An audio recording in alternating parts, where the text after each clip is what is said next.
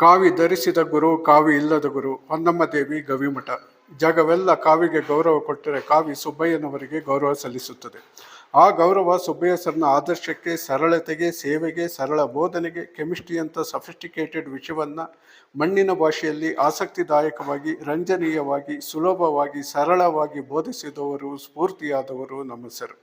ಹಳ್ಳಿಯಲ್ಲಿ 10ನೇ ತರಗತಿಯವರೆಗೆ ಕನ್ನಡ ಮೀಡಿಯಂನಲ್ಲಿ ಓದಿ ಸೈನ್ಸ್ ತಗೊಂಡು ಅರ್ಥ ಆಗದೆ ಇಂಗ್ಲೀಷ್ ಮೀಡಿಯಂಗೆ ಹೆದರಿ ವಾಪಸ್ ಹೋಗಬೇಕು ಅನ್ನೋ ಪರಿಸ್ಥಿತಿಯಲ್ಲಿ ಇದ್ದಂಥ ಎಷ್ಟೋ ವಿದ್ಯಾರ್ಥಿಗಳನ್ನು ತಡೆದು ನಿಲ್ಲಿಸಿ ಸ್ನೇಹಿತನಂತೆ, ಅಣ್ಣನಂತೆ ಹೆಗಲ ಮೇಲೆ ಕೈ ಹಾಕಿ ಧೈರ್ಯ ತುಂಬಿ ಸಬ್ಜೆಕ್ಟನ್ನು ಸರಳವಾಗಿ ಹೇಳಿಕೊಟ್ಟು, ಕೆಮಿಸ್ಟ್ರಿ ಅಂದರೆ ಇಷ್ಟೇನೆ, ಅದೇನು ಕಬ್ಬಿಣದ ಕಡಲೆಯಲ್ಲ ಅನ್ನುವಂತೆ ಮಾಡಿದವರು ನಮ್ಮ ಸುಬ್ಬಯ್ಯ ಸರ್. ಹಾಗೆ ಊರಿಗೆ ಹೋಗೋಕ್ಕೆ ರೆಡಿಯಾಗಿದ್ದ ಅವರ ವಿದ್ಯಾರ್ಥಿಗಳು MSc, PhD, ಪೋಸ್ಟ್ ಡಾಕ್ ಮಾಡಿದ್ದಾರೆ. ಜರ್ಮನಿ, UK, ಯುರೋಪಿಯನ್ ಕಂಟ್ರೀಸ್ನಲ್ಲಿ ಕೆಲಸ ಮಾಡಿದ್ದಾರೆ. ಅವರ ವಿದ್ಯಾರ್ಥಿಗಳು ಕಾಲೇಜ್ ತೆರೆದಿದ್ದಾರೆ. ಸರ್ ಹಾಕಿಕೊಟ್ಟ ನಂಬಿಕೆಯ ಭದ್ರ ಬುನಾದಿ ಅಷ್ಟು ಗಟ್ಟಿಯಾದದ್ದು.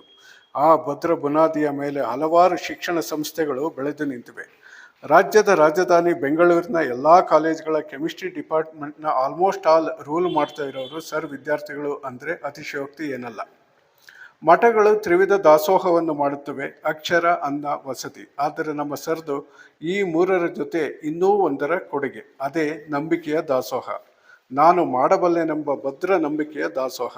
ಮಠಗಳು ಹಸಿದ ಹೊಟ್ಟೆಗೆ ಅನ್ನದ ಆಶ್ರಯವನ್ನು, ಜ್ಞಾನಕ್ಕೆ ವಿದ್ಯಾಭ್ಯಾಸದ ಆಶ್ರಯವನ್ನು, ಉಳಿದುಕೊಳ್ಳಲು ವಸತಿಯ ಆಶ್ರಯವನ್ನು ಕೊಡುತ್ತವೆ.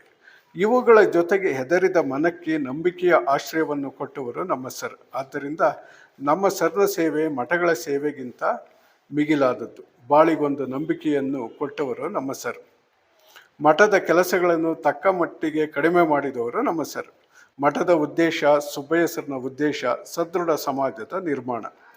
ಈ ದೃಷ್ಟಿಯಿಂದ, ಕಾರ್ಯದ ದೃಷ್ಟಿಯಿಂದ ಮಠಗಳು ಬೇರೆಯಲ್ಲ, ಸುಬ್ಬಯ್ಯ ಸರ್ ಬೇರೆಯಲ್ಲ. DVಜಿಯವರು ಯುವಜನತೆಗೆ ಸನ್ಮಾರ್ಗವನ್ನು, ನಂಬಿಕೆಯನ್ನು ಹಾಕಿಕೊಟ್ಟಂತಹ ಪುಸ್ತಕ ಬಾಳಿಗೊಂದು ನಂಬಿಕೆ. ವಿದ್ಯಾರ್ಥಿಗಳನ್ನು ಧೈರ್ಯ ತುಂಬುವಂತಹ ರಾಮಕೃಷ್ಣ ಮಠದ ಪುಸ್ತಕ ವಿದ್ಯಾರ್ಥಿಗೊಂದು ಪತ್ರ. ಇಡೀ ಜೀವಮಾನವನ್ನು ಏಳಿ ಎದ್ದೇಳಿ ಮುನ್ನುಗ್ಗಿ ಗುರಿ ಮುಟ್ಟುವವರೆಗೆ ನಿಲ್ಲದಿರಿ ಎಂದು ಹುರಿದುಂಬಿಸಿದವರು ಸ್ವಾಮಿ ವಿವೇಕಾನಂದರು. ಅದೇ ಕೆಲಸವನ್ನು ಪ್ರಾಯೋಗಿಕವಾಗಿ ಅನುಷ್ಠಾನಗೊಳಿಸಿದವರು ನಮ್ಮ ಸುಬ್ಬಯ್ಯ ಸರ್. ಅದಕ್ಕೆ ಸಂದ ಗೌರವ ಇದು. ತುಮಕೂರು ಸಿರಾ ನಡುವೆ ಆದ ಆಕ್ಸಿಡೆಂಟ್ನಲ್ಲೇ ನಮ್ಮ ಸರ್ ಹೋಗಬೇಕಿತ್ತು.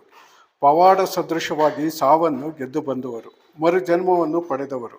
ಆ ದೇವರು, ಆ ಶಕ್ತಿ ಅದೇನೇ ಇರಲಿ, ಅವರನ್ನು ಕಾಪಾಡಿದ್ದು ಅವರ ಈ ಸೇವೆ ಇನ್ನೂ ಮುಂದುವರಿಯಲಿ ಅಂತ. ಆದ್ದರಿಂದ ನಮ್ಮ ಸರ್ಗೆ ನಿವೃತ್ತಿ ಎಂಬುದು ಇಲ್ಲವೇ ಇಲ್ಲ. ಇಂತಹ ಚೇತನಗಳಿಗೆ ನಿವೃತ್ತಿ ಎಂಬುದು ನಿಧನರಾದಾಗ ಮಾತ್ರ. ಆದ್ದರಿಂದ ನಮ್ಮ ಸರ್ಗೆ ಆರೋಗ್ಯ, ಆಯಸ್ಸು ಎರಡೂ ಚೆನ್ನಾಗಿರಲಿ. ಇನ್ನಷ್ಟು ವಿದ್ಯಾರ್ಥಿಗಳ ಜೀವನ ಭವ್ಯವಾಗಿ ರೂಪುಗೊಳ್ಳಲಿ. ಸರ್ನ ಸಜ್ಜನ ವಿದ್ಯಾರ್ಥಿಗಳಿಂದ ಸುಂದರ ಸದೃಢ ಸಮಾಜ ರೂಪುಗೊಳ್ಳಲಿ. ಸರ್ವೇ ಜನೋ ಸುಖಿನೋ ಭವಂತಿ ಎನ್ನುವುದು ನಿಜವಾಗಲಿ. ಎಲ್ಲೆಡೆಯೂ ಶಾಂತಿ ನೆಲೆಸಲಿ. ಓಂ ಶಾಂತಿ ಶಾಂತಿ ಶಾಂತಿ.